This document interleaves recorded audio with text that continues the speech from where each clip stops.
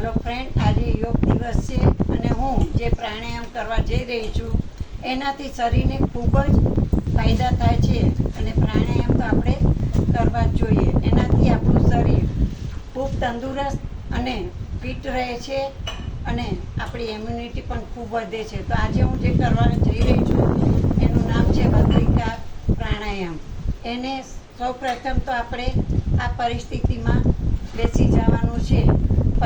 ત્યાર પછી આપણને ધીમે ધીમે આપણે હાથ આમ ઊંચા કરતાં આપણે આ રીતના હાથ ઊંચા કરવાના છે, નીચે લેવાના છે, ઊંચા કરવાના છે, નીચે લેવાના, શ્વાસ લેતા જવાનું છે અને 10 થી 15 વખત સુધી આમ હાથ કરવાના છે.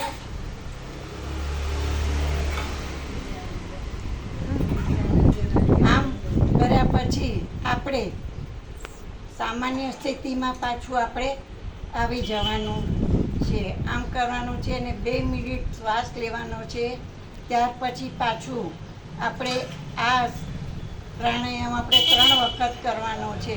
પછી પાછું આપણે આ પરિસ્થિતિમાં આવી જવાનું છે અને ફરીથી આપણે આ રીતના આપણે શરીરને હાથને આ રીતના હલાવવાના છે અને આપણું શરીર ફિટ રહે એના માટે આપણે આ પ્રાણાયામ કરવાનું છે. આ આપણે 3 વખત કરવાનું છે. પાછું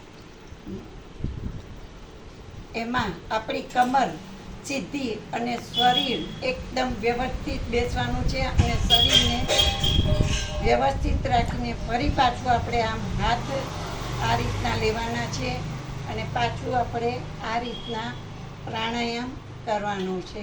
આ પ્રાણાયામ 3 વખત કરવાનું છે.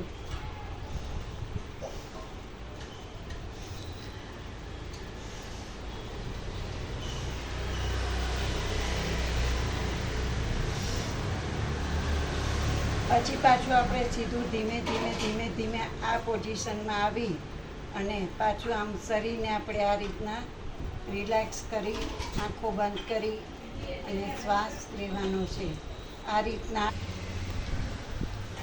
રીતે આ પ્રાણાયામ કરવામાં આવે છે.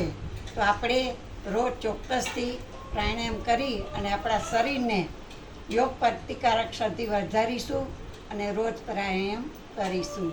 Thank you.